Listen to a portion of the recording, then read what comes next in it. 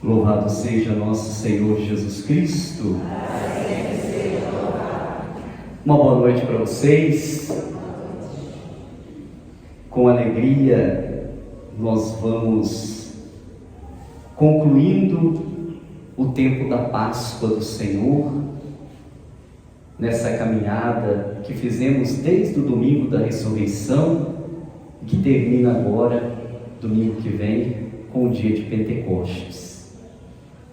E nos propusemos este ano, em comunidade, a cada semana, a refletir sobre algum aspecto da presença do Espírito Santo de Deus na nossa vida. Veja que hoje lemos o Evangelho que nos inspirou a reflexão da semana passada, para que todos sejam um, para que o mundo creia. Falamos semana passada do sonho do ecumenismo, da união, da fraternidade em torno do nome de Jesus Cristo, pela força do Espírito. E hoje eu quero conversar um pouquinho com vocês sobre o Espírito que nos prepara para a vida eterna. Na profissão de fé que fazemos, e que espero não seja apenas uma profissão de fé da boca para fora, mas que seja de fato uma certeza que carregamos no coração, nós dizemos com todas as letras: eu creio na vida eterna. Por isso, após refletir sobre a ação do Espírito Santo na nossa vida, na vida da igreja, chegamos necessariamente ao momento final da nossa crença, da nossa esperança, da nossa fé. A certeza de que nós somos chamados pelo Espírito Santo a viver e a buscar uma realidade que ultrapassa o que os nossos olhos e os nossos sentidos alcançam. Pela fé somos colocados diante da esperança da glorificação pessoal e comunitária.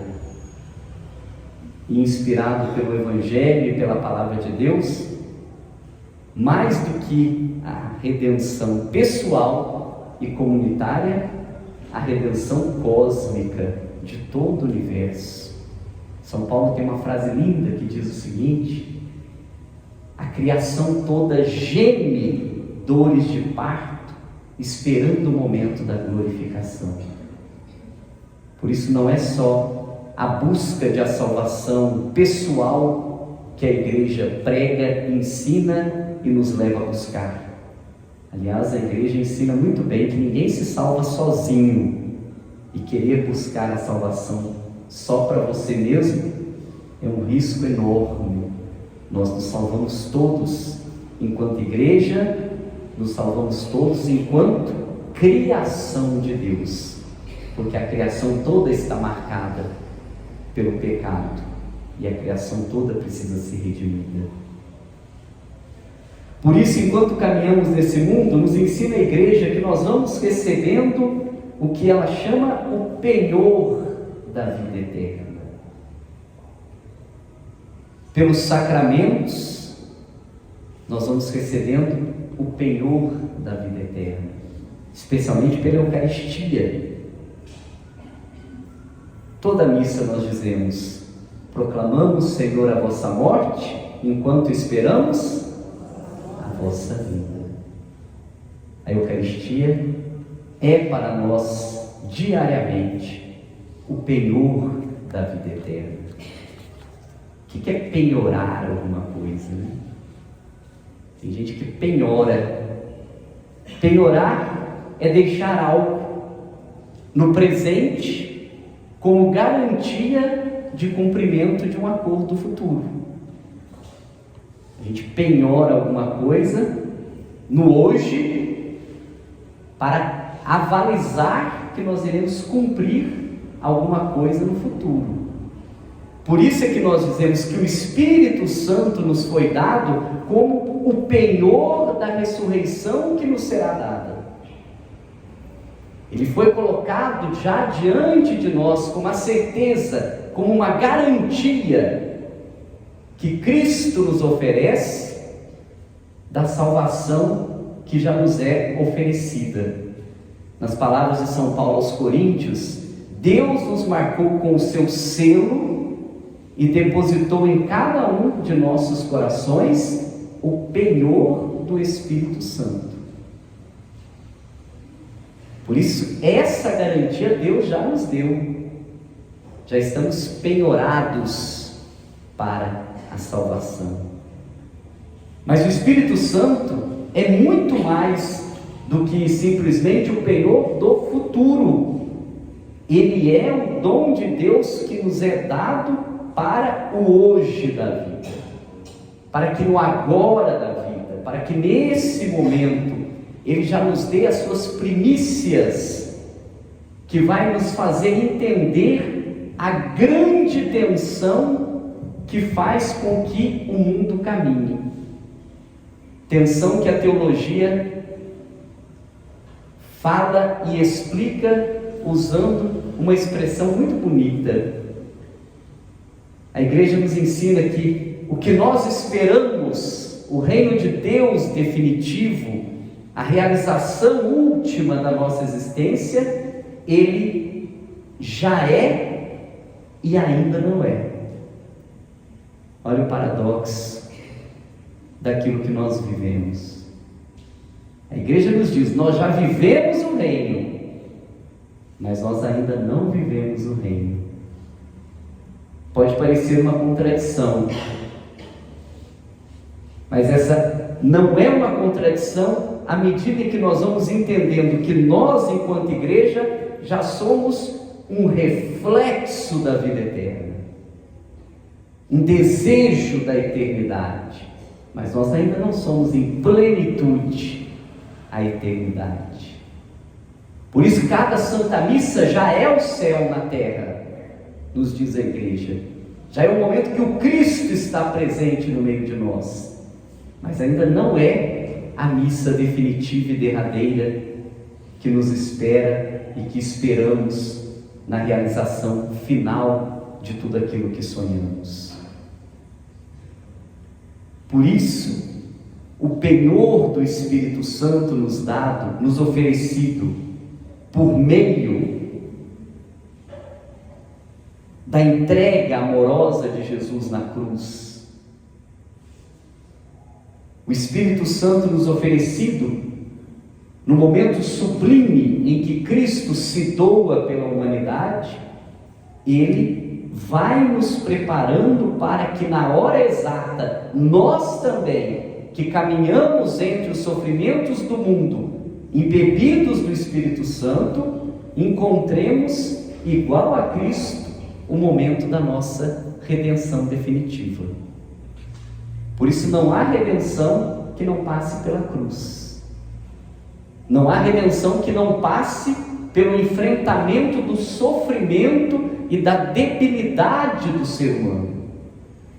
É ao encarar em Cristo, que também sofreu as fraquezas da nossa vida na força do Espírito, é que nós vamos entendendo que o que nos espera é muito maior do que o sofrimento que está muitas vezes estampado na nossa cara. São Paulo diz também uma frase bonita: as dores do presente não são sequer comparadas à glória da eternidade.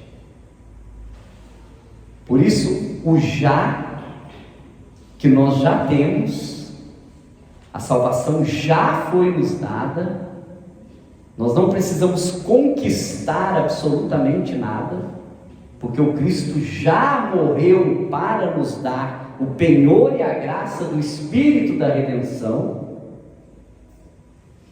Esse já de Deus, ele é vivido no meio das contradições e dos sofrimentos da vida, como uma acolhida que eu realizo na minha vida, esperando o momento definitivo da minha glorificação.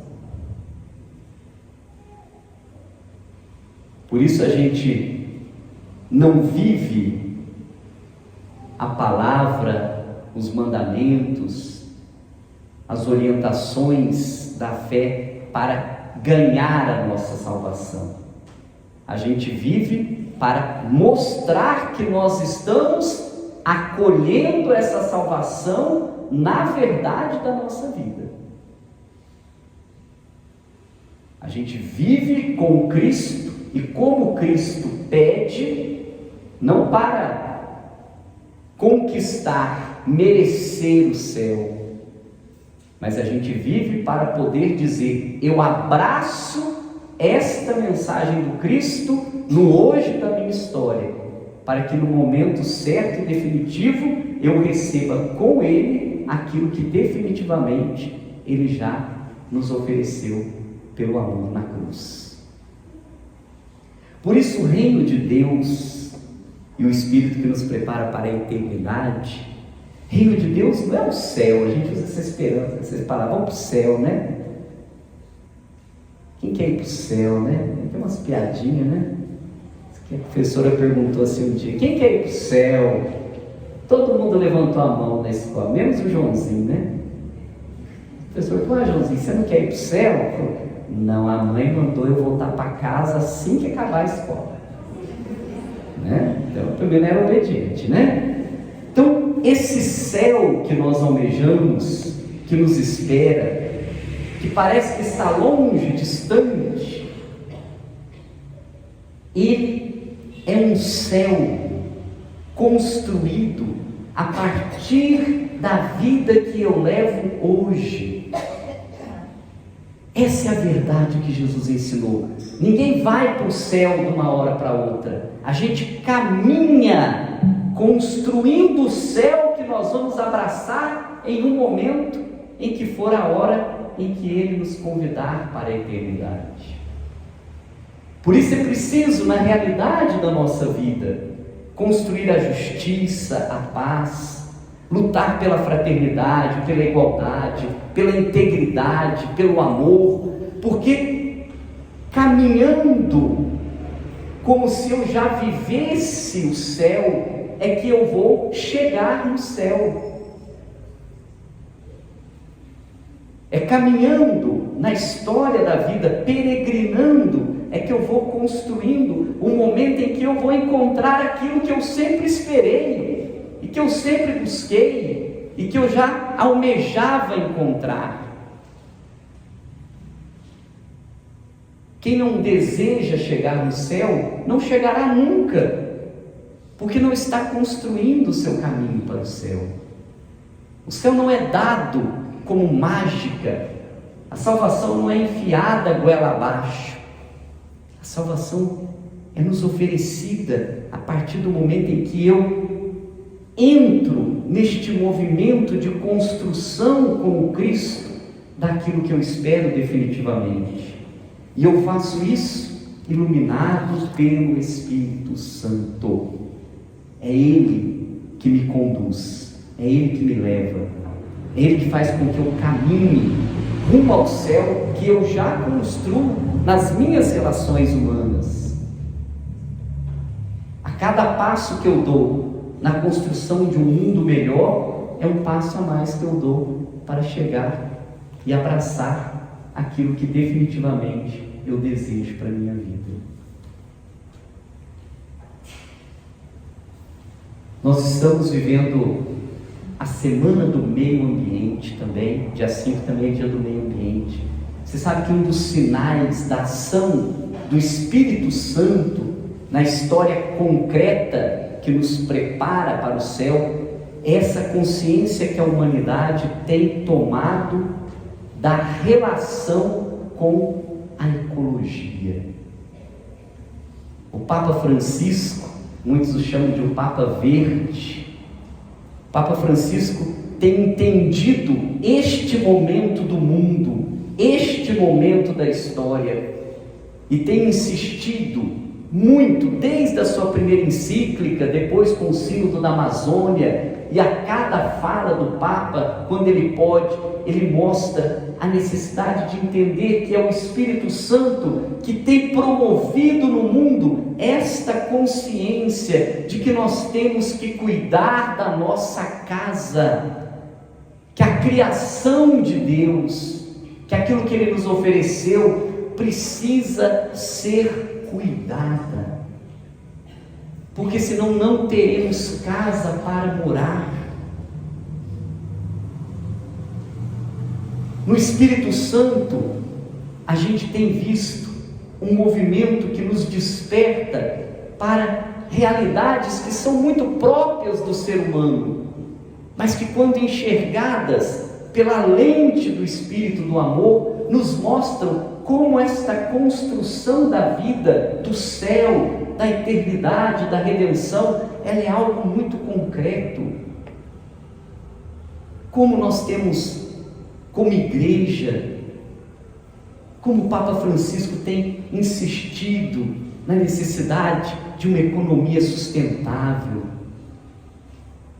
de uma economia que converse com o ambiente, que não seja uma economia do lucro exagerado, da depredação, de uma economia que busque tecnologias para energias limpas, renovação das águas, respeito ao verde. Como temos sonhado com uma política que cuide do bem público, das pessoas. As pessoas estão morrendo, sufocadas, assassinadas por uma série de situações, inclusive pela revolta da natureza que está espremida e ela responde, e por outros atos, e a gente precisa entender que nós precisamos sonhar com um lugar, com um mundo onde o ser humano ocupe o lugar que é dele. O ser humano é o ápice da criação. Quando Deus criou o homem e a mulher, Ele diz que tudo era muito bom. E como nós estamos destruindo as relações, fazendo das relações situações financeiras, econômicas, interesseiras apenas. Precisamos sonhar com uma sociedade que entenda que o Espírito promove a beleza, a arte, a música, a poesia, a cultura. Nós estamos num mundo tão carente de beleza, e o Espírito é o Espírito da beleza. Olha a criação, não tem nada que Deus fez que seja feio, e nós estamos perdendo o fio da meada da vida.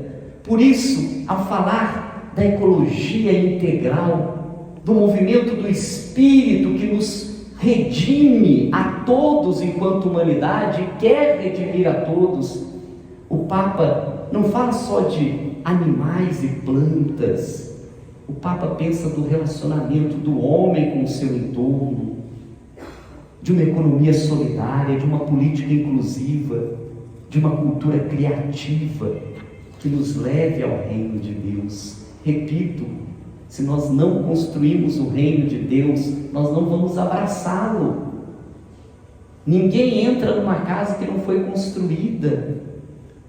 O céu é construção diária, cotidiana, feita a partir das pequenas decisões que nós tomamos.